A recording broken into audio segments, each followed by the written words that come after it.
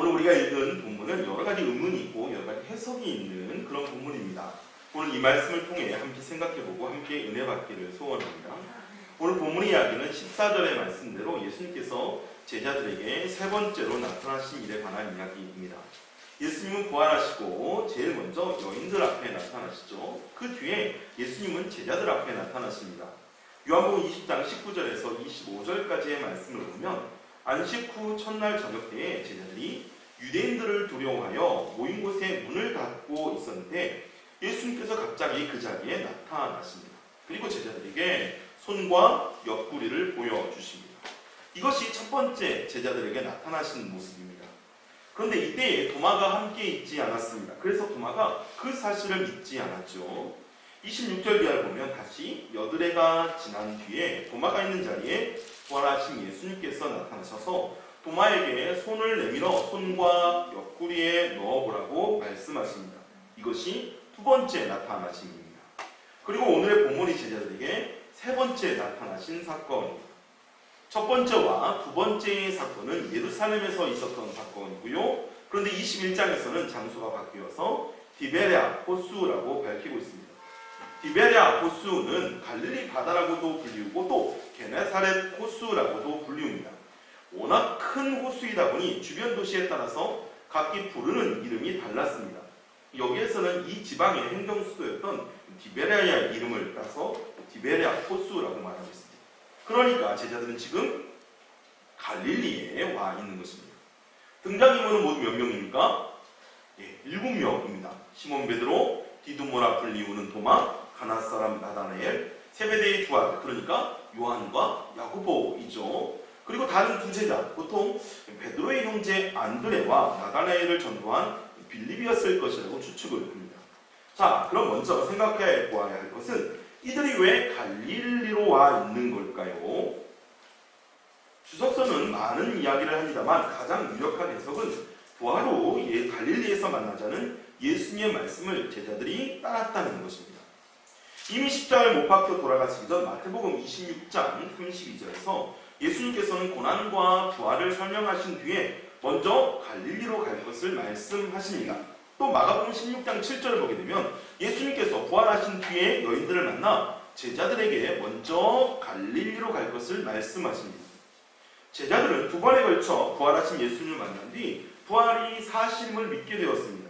그래서 과거 예수님의 말씀과 여인들이 전해준 말씀에 따라 지금 갈릴리로 올라왔던 것입니다. 그런데 여기에서 이해할 수 없는 일이 벌어집니다. 갈릴리에서 예수님을 기다리던 제자들이었습니다. 아마 많은 말들이 있지는 않았을 것 같습니다. 그런데 갑자기 베드로가 펄떡 일어나면서 나는 물고기 잡으러 간다 이러는 겁니다. 그러자 다른 제자들도 나도 같이 가 그러면서 따라 나선 거예요. 왜 갑자기 베드로는 물고기 잡으러 갔을까요? 다른 제자들은 왜 따라 나섰을까요? 그들이 은혜를 잊고 다시 상업으로 돌아가는 걸까요? 그건 아닌 것 같습니다. 제자들이 부활하신 예수님을 두 번이나 만난 상황입니다. 이 두 번의 사건을 통해 제자들은 예수님의 부활을 이해했을 것입니다. 과거에 예수님께서 하신 말씀을 다 깨달았습니다. 그분이 어떤 분인지 확실하게 깨달았습니다. 더군다나 누가복음을 보게 되면 부활하신 예수님께서 제자들을 모아놓고 구약 성경에 자신에 관련된 이야기를 다 설명해 주셨습니다. 그러니 제자들은 이제 실상을 보았습니다. 일어난 사건을 보았습니다. 그러니 당연히 예수님의 말씀을 다 이해했을 것입니다. 그런데 그 모든 것을 다 부정하고 다 버리고 다시 원래의 생업으로 돌아간다? 이것은 설득력이 좀 떨어지는 것 같습니다. 또 생업으로 돌아가려면 베드로와 세베대의 두 아들은 생업이 원래 어부니까 고기 잡으러 가는 것이 맞습니다. 그러나 나다나엘은 가나 사람입니다. 디베랴 호수에서 조금 거리가 떨어진 곳에 있었고요. 그는 어부가 아닙니다. 많은 학자들은 그가 성경학자였을 것이다 그렇게 추측하고 있습니다. 따라서 그가 생업을 찾아갔다면 고기 잡으러 갈 일이 아닌 것이죠. 이게 맞지가 않습니다. 그러면 왜 그들은 갑자기 예수님을 기다리다 말고 고기 잡으러 갔을까요? 있어서 베드로와 제자들의 복잡한 심정이 보입니다. 참 성도 여러분, 베드로를 비롯해서 모든 제자들은 전과가 있는 사람들입니다. 과거 그들은 예수 그리스도의 십자가 사건을 이해하지 못했습니다. 예수님의 고난과 부활을 이해하지 못했습니다. 아니, 받아들일 수가 없었습니다. 결국 그들은 준비가 안 돼 있었습니다. 그래서 예수님께서 잡히시던 날 밤, 재판을 받으시던 날 밤, 그리고 십자가에 달리던 그날 제자들은 한결같이 다 도망쳤습니다. 아무도 예수님 곁에 남지 않았습니다. 그들은 예수님을 배신한 것입니다. 베드로는 더했지요. 주님께서 베드로에게 3번 부인할 것을 예언하셨습니다. 그때 베드로는 모두 주를 버릴지라도 저는 결코 버리지 않을 겁니다. 내가 주와 죽을지언정 주를 부인하지 않겠습니다. 그렇게 호언장담했습니다. 그런데 그는 약속을 지키지 못했습니다. 주와 함께 죽지 못했습니다. 주를 버리지 않겠다는 그 약속이 여종의 질문에 그냥 무너져 버립니다. 3번이나 부인했습니다. 마지막 3번째는 저주하고 맹세까지 할 정도였습니다. 아주 심각한 상태로 예수님을 부인한 것입니다. 그런데 그 예수님, 제자들이 배신했던 그 예수님, 베드로가 부인했던 그 예수님이 부활하셨거든요. 부활하실 뿐만 아니라 제자들 앞에 나타나셨어요. 모든 것이 예수님의 예언대로 되었습니다. 이제 예수님은 약속대로 갈릴리에 먼저 가실 겁니다. 제자들에게도 이미 갈릴리 가라고 여인들을 통해 명령하셨습니다. 그래서 갈릴리로 올라왔습니다. 이제 곧 예수님을 만날 것입니다. 그러면 여러분, 제자들의 마음이 막 기쁘고 감격에 벅차 있을까요? 아니죠. 마음이 심히 복잡해 있지 않겠어요? 특히나 베드로의 심정은 더욱 복잡하지 않았을까요? 주님을 배신한 제자들입니다. 3번이나 주님을 부인한 베드로입니다. 당당하게 주님을 배신하지 않을 거라고, 주님과 함께 죽을 거라고 자신 있게 말했는데 그는 철저한 패배를 경험했습니다. 그러니 주님 볼 면목이 없는 거죠. 예수님께서 어떤 책망을 하실지 두렵고 떨립니다.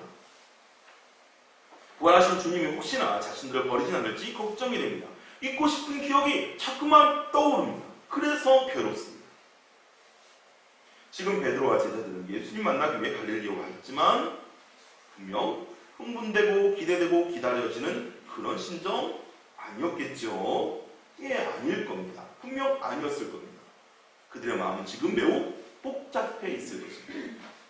그 답답하고 복잡한 심정의 표출이 나 고기나 잡으러 간다? 라는 말이 아니었을까요? 베드로는 어쩌면 이 무거운 분위기를 바꾸고 싶었을 것입니다. 답답함을 어떻게든지 해소하고 싶었을 것입니다. 바람이라도 쐬면서 뭔가 집중할 것이 필요했을 것입니다. 그에게 예전에 하던 고기잡이가 어쩌면 그에게는 최고의 방법이었을 것입니다. 그래서 그는 고기 잡으러 간다! 라고 외쳤던 것이고, 다른 제자들도 할 일이 없으니까 그래? 야, 그럼 나 같이 가자! 이렇게 따라 나선 것이죠. 제가 아는 한 목사님이 계십니다. 이분은 원래 낚시를 별로 좋아하는 분이 아니었어요. 근데 지금 굉장히 좋아하십니다. 그런데 이렇게 좋아하게 된 계기가 있습니다.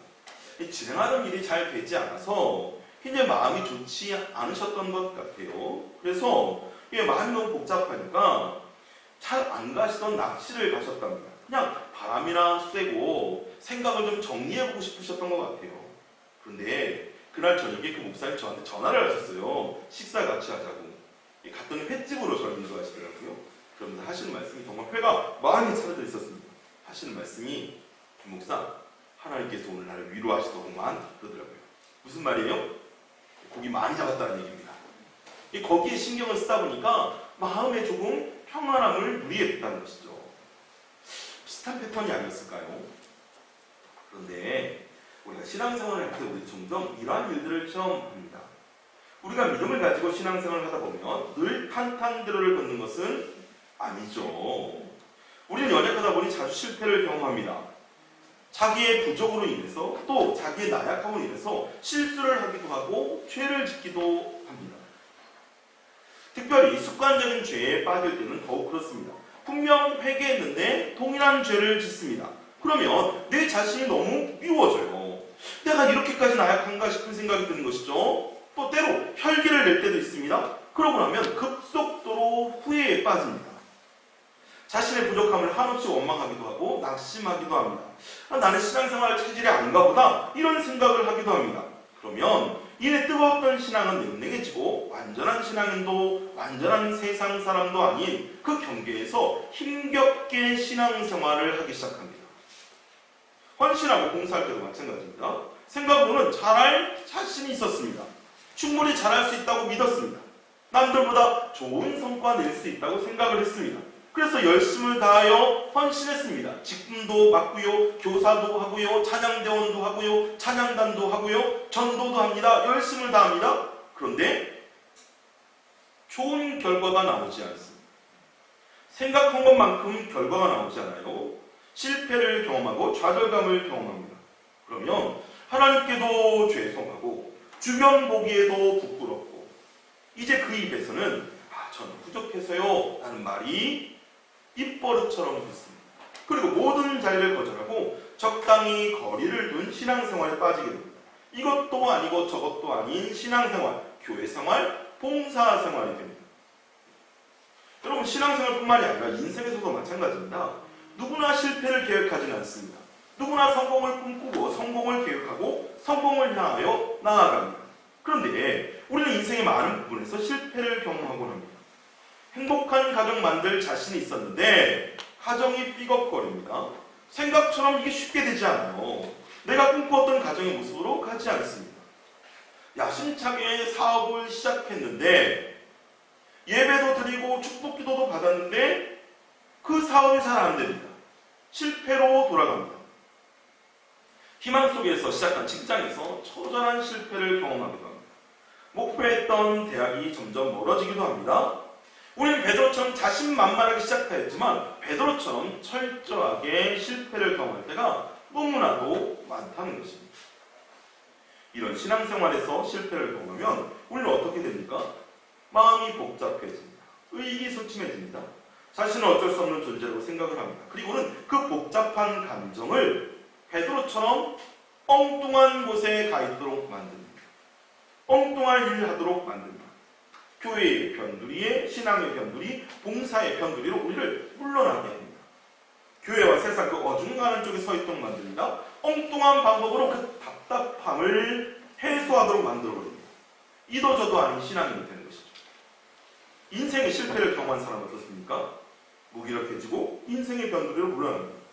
2000년대에 들어서서 젊은 노숙자들이 많이 늘어났다고 합니다.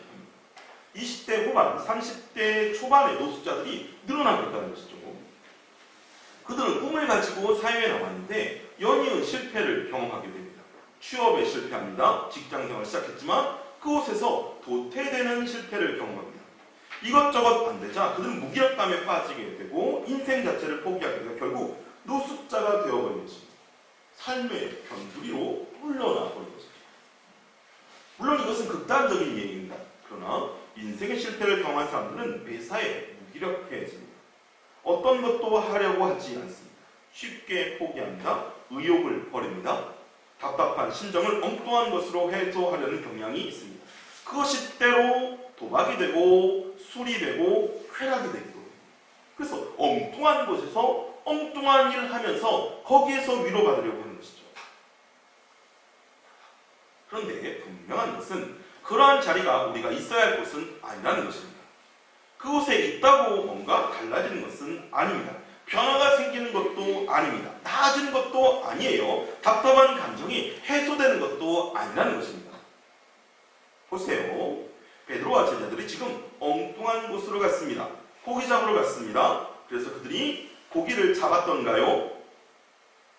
오늘 본문은 이야기하죠. 그들이 반세의 그물을 던졌지만 한 마리 고기도 잡지 못했습니다. 그들의 고기 잡는 실력이 무뎌져서 그럴까요? 3년 쉬었더니 감이 떨어져서 그런 건가요? 아니죠. 그들이 있어야 할 자리가 아니기 때문입니다. 더욱이 우리 주님은 우리가 그러한 자리에 있는 것을 원치 않으신다는 것입니다. 우리가 실수하고 죄를 짓고 실패하여도 심지어 주님을 배반하였다 하더라도 주님은 우리가 그 절망의 자리, 좌절의 자리에 앉아있는 것을 결코 원하지 않으신다는 사실입니다. 우리 주님은 실패 앞에서 좌절한 인생을 찾아가시는 주님이십니다. 우리 주님은 죽음의 권세를 이기고 부활하신 주님이시기 때문입니다. 네. 오늘 본문은 그것을 확실히 우리에게 말해주고 있습니다. 네. 그럼 4절 보십시오. 날이 새어갈 때 예수께서 바닷가에 서셨으나 제자들이 예수인 줄 알지 못하는지라. 제자들이 좌절과 절망의 자리에서 물고기를 잡고 있었습니다. 그런데 그 자리에 예수님께서 이미 와 계셨다고 본문은 이야기하고 있습니다. 그리고 제자들은 그분을 알아보지 못했어요. 분명히 주님은 그 자리에 계시는데, 분명히 주님은 우리를 만나러 오셨는데, 우리를 도와주려고 오셨는데, 여러분, 이것이 진리입니다. 주님은 우리가 실패한 그곳에 임재하십니다. 우리가 낙심한 곳에 임재하십니다. 왜요? 힘 주십니다. 그런데 제자들이 못 알아갑니다. 예수님께서 너무 멀리 계셔서 그런 것이 아닙니다. 오늘 본문을 보게 되면 예수님과 제자들 사이가 약 50칸쯤 된다라고 기록하고 있습니다. 50칸은 약 200규빗입니다. 여러분, 한 규빗이 이 팔꿈치에서 손끝까지입니다. 그러니까 대략 한 45cm 정도 될 것 같습니다. 그러면 50칸이면 약 90m 거리입니다. 충분히 알아볼 수 있는 거리입니다. 가까운 거리입니다. 그런데 제자들은 예수님을 알아보지 못했습니다. 이유가 뭘까요? 아마 새벽 동이틀 무렵이기 때문에 그랬을 것입니다. 넓은 호수이기 때문에 새벽에는 물안개가 피어오르겠지요. 그래서 아마 예수님께서 잘 안 보셨던 것 같아요. 예수님의 분간하기 조금 어려운 상황이었던 것 같습니다. 실제 우리들도 그렇습니다. 주님은 이미 우리를 찾아오셨는데 우리가 환경에 사로잡혀 있다 보니 예수님을 알아보지 못할 때가 있습니다. 분명한 것은 예수님은 우리 옆에 계시다는 사실. 여러분, 그분은 임마누엘이십니다. 우리와 함께 하시는 분입니다. 우리가 그것을 깨닫든 깨닫지 못하든 인식하든 인식하지 못하든 주님은 우리 곁에 계십니다. 아멘이십니까? 유명한 이야기가 있죠. 어떤 사람이 인생의 해변을 돌아보았습니다. 그런데 평탄할 때는 발자국이 2개였는데 힘들고 어려운 인생일 때는 발자국이 하나이더랍니다. 그래서 너무 서운해서 주님께 항의를 했다죠. 주님, 어찌 제가 평탄할 때는 저와 함께 하시더니 정작 주님의 도우심이 필요하고 어려울 때는 왜 저를 홀로 두셨습니까? 왜 홀로 제 인생 걸어가게 하셨습니까? 그러자 주님께서 말씀하셨다잖아요. 아니다. 나는 너와 늘 함께 있었다. 그 한 사람의 발자국은 내가 너를 업고 걸어간 발자국이다. 그렇습니다. 우리가 인식하지 못하고 있다 할지라도 우리가 실패하여 좌절하고 있는 그 자리에도 주님은 함께 하십니다. 그리고 주님은 우리를 부르십니다. 5절 말씀 보세요. 예수께서 이르시되 얘들아 너에게 고기가 있느냐? 대답하되 없나이다. 여기서 예수님은 제자들을 부르실 때 얘들아 하고 부르셨습니다. 이것을 원어로 보면 파이디아입니다. 아이를 뜻하는 파스에서 파생된 말로 부모가 자녀를 부르는 애정이 담긴 부름입니다. 예수님은 지금 애정이 담긴 목소리로 애정을 담아 제자들을 부르고 있는 것입니다. 화가 난 목소리가 아닙니다. 책망을 위한 부름이 아닙니다. 실패했다고 난리치는 목소리가 아닙니다. 예수님의 부름에는 애정이 듬뿍 담겨 있습니다. 주님께서는 우리를 다정하게 부르십니다. 이것을 믿으시길 예수님 이름으로 축복합니다. 그리고 이제 물으십니다. 너희에게 고기가 있느냐? 여기서 잠깐 생각해 보았으면 좋겠습니다. 과연 예수님께서 모르셔서 물어보신 것일까요? 예수님은 이미 제자들의 실패를 알고 계셨을 것입니다. 다만 예수님은 그 실패를 제자들로 하여금 다시 확인하고 싶으셨던 것 같아요. 원하는 답변이 돌아왔습니다. 예, 없습니다. 주님은 다시 말씀하십니다. 그물을 배 오른편에 던지라. 그리하면 잡으리라. 그렇게 말씀대로 하였더니 놀라운 기적이 일어났습니다. 물고기가 많아 그물을 둘 수가 없었던 것입니다.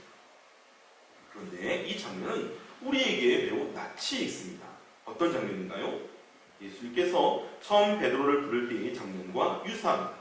밤새 물고기를 잡으려고 했지만 한 마리도 잡지 못했습니다. 예수님께서 베드로에게 깊은 곳에 가서 그물을 내려라 말씀하고 베드로는 그 음성에 순종합니다. 그때에 참 많은 물고기를 잡은 기억 여러분도 하고 계시죠? 예수님은 지금 베드로와 제자들을 실패 이후의 모습이 아닌 처음 시작의 모습으로 되돌리고 계신 것입니다. 베드로가 주님을 그리스도로 인식했던 그때로 돌리고 계신 것입니다. 너무나도 낯이 익은 장면에 예수께서 사랑하는 제자군 요한은 주님이시다라고 외쳤고, 베드로는 겉옷을 두른 후 바다로 뛰어내립니다. 그리고 가장 먼저 예수님께 나아갑니다. 베드로와 제자들이 육지에 도착했을 때에 상상을 초월하는 장면이 준비되어 있었습니다. 예수님은 숯불을 피워놓고 그곳에 생선과 떡을 준비하고 계셨습니다.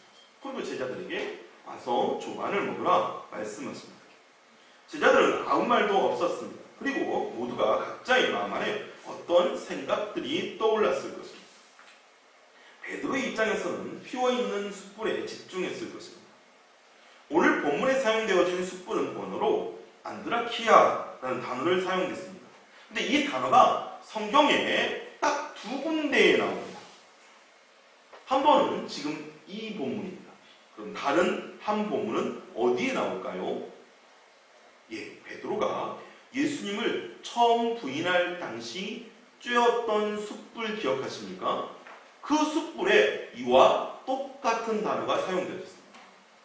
베드로는 어쩌면 그 숯불을 보며 예수님을 부인했던 그날 밤이 떠올랐을지 모릅니다. 제자들도 마찬가지겠죠. 그들은 너무나도 부끄럽고 너무나도 창피했습니다. 너무나도 죄송했습니다. 그런데 부활하신 예수님은 베드로와 제자들을 만나자마자 같이 밥 먹자고 하십니다. 과거의 실수나 잘못에 대한 언급이 전혀 없습니다. 그때 왜 그랬어? 너 왜 나 배신했니? 왜 낙심했니? 이런 거 묻지 않습니다. 그냥 조반을 먹으라고 제안하십니다. 이 장면은 구약의 한 장면과 오버랩이 됩니다. 바로 열왕기상 19장의 엘리야의 이야기입니다. 그가 위대한 사역을 마쳤습니다. 갈멜산에서 바알과 아세라 선지자들과 대결하여 승리를 거두었습니다. 그런데 이 승리 뒤에 약간의 문제가 생겼습니다. 이세벨이 엘리야를 죽이기 위로 작정한 것입니다. 엘리야는 공포에 사로잡혀 자기의 생명을 위하여 도망합니다. 어제의 승자가 오늘의 도망자가 된 것입니다. 그는 성공 뒤에 급격한 실패를 경험하게 됩니다. 그는 광야 로뎀나무 아래에서 죽기를 구하였습니다. 아마 창피했을 것 같아요. 어제 큰 승리를 거두고도 오늘 이렇게 실패한 것이 너무나 창피했던 것 같아요. 그런데 그때 하나님께서 엘리야를 책망하지 않으십니다. 왜 도망쳤냐고, 왜 담대하지 못했냐고, 끝까지 버티지, 이런 말씀 안 하십니다. 다만 천사를 보내어 숯불에 구운 떡과 한 병 물을 마시게 합니다. 엘리야는 힘을 얻고 그리고 나서 40주 40야를 달려가 하나님의 산 호렙에 도착해서 새로운 사역을 감당합니다. 사랑하는 성도 여러분, 우리 주님은 우리의 실패를 책망하는 분이 결코 아니십니다. 우리의 실패를 책망하는 분이 아니시다. 성경은 이런 예수님에 대해서 이렇게 증거합니다. 히브리서 4장 15절 말씀입니다. 우리에게 있는 대제사장은 우리의 연약함을 동정하지 못하실 리가 아니오 모든 일에 우리와 똑같이 시험을 받으시는데 죄는 없으십니다. 그분은 우리를 이해하시는 분입니다. 다만 우리가 있어야 할 자리에 있지 아니한 것을 안타까워하시며 다시 힘을 내기를 원하시는 분입니다. 그래서 밤새 물고기 잡기 위해 수고하고 한 마리도 못 잡아 허탈해하고 있는 제자들을 만나 책망 대신 힘을 내도록 조반을 지어 먹이시는 그런 분이십니다. 베드로에 대한 예수님의 배려는 더욱 큽니다. 우리가 읽지는 않았지만 이후의 말씀을 보면 예수님은 베드로에게 요한의 아들 시몬아라고 부르십니다. 예수님은 이미 이 시몬이라는 이름을 베드로라고 바꾸어 주신 적이 있습니다. 그런데 베드로야 이렇게 부르지 아니하시고 시몬아 이렇게 부르십니다. 왜일까요? 부담을 주지 않기 위해서요. 여러분, 목사라는 칭호도 때에 따라서 영광스러울 때가 있고 수치스러울 때가 있습니다. 하나님 앞에 잘 쓰임 받을 때에 목사 누구누구 하면 영광스럽습니다. 그런데 제가 만약에 교통법규를 위반하거나 질서를 깨는 잘못을 저질렀는데 아니 아무개 목사님 이래도 되는 겁니까? 이렇게 이야기한다면 그 목사라고 부르는 것이 매우 수치스러울 것입니다. 상대가 잘못했을 때 덜 수치스러워할 명칭으로 부르는 것이 사랑입니다. 예수님은 베드로라고 부르지 않고 시몬이라고 부르셨습니다. 이것이 베드로와 우리를 향한 예수님의 마음. 또 예수님은 베드로에게 내가 나를 사랑하느냐 묻습니다. 여러분, 이 말씀이, 이 시제가 과거가 아니고 현재입니다. 만약 과거를 물었다면 베드로야, 네가 나를 사랑했었니? 라고 물으신다면 그런데 왜 나를 배신한 거야? 이렇게 가게 되는 것이죠. 이건 추궁이 되는 것입니다. 그런데 예수님은 현재 시제로 묻습니다. 야, 과거에 네가 어떤 잘못을 했는지 모르겠다. 네가 과거에 날 배신하고 뭐 이런 거 상관없어. 지금 날 사랑하고 있니? 여기에 대해서 베드로는 대답할 수 있었던 것입니다. 지금 내가 사랑한다는 것은 확실하게 대답할 수 있는 말입니다. 예수님은 속에 좋은 것을 끄집어내려고 질문을 하는 것입니다. 예수님은 속의 사랑을 끌어내려고 하십니다. 예수님은 속의 믿음을 끌어내려고 하십니다. 예수님은 그 속의 은혜를 끌어내려고 하십니다. 그래서 다시 일어나도록 하십니다. 이것이 우리를 향한 예수 그리스도의 마음인 것입니다. 성도 여러분, 혹시 신앙 그리고 인생에 있어서 실패를 경험하고 좌절을 경험하셨습니까? 그래서 있어야 할 자리에서 이탈하여 복잡한 마음으로 살아가고 있지는 않습니까? 부활하신 주님이 오늘 우리를 찾아오십니다. 아니, 이미 그 예수님은 우리 곁에 계십니다. 책망 대신 힘을 주시기 위하여 찾아오셨습니다. 그 사랑의 주님, 부활의 주님을 만나시길, 발견해내시길 예수 그리스도 이름으로 축복합니다. 그리고 그분이 주시는 힘을 공급받아 이제 좌절의 자리에서 일어나 승리의 자리, 복의 자리로 걸어가는 저와 여러분이 될 수 있기를 예수 그리스도 이름으로 축복합니다. 이 사건 이후에 제자들이 얼마나 놀라운 변화와 성장을 거뒀는지 모릅니다. 여러분, 우리도 그렇게 될 수 있습니다. 주님 만나셔서, 아니, 주님 내 옆에 계신 거 믿고 의지함으로 말미암아 좌절의 자리에서, 실패의 자리에서 능히 일어나 성공하는, 승리하는 저 여러분이 될 수 있기를 예수 그리스도 이름으로 축복합니다.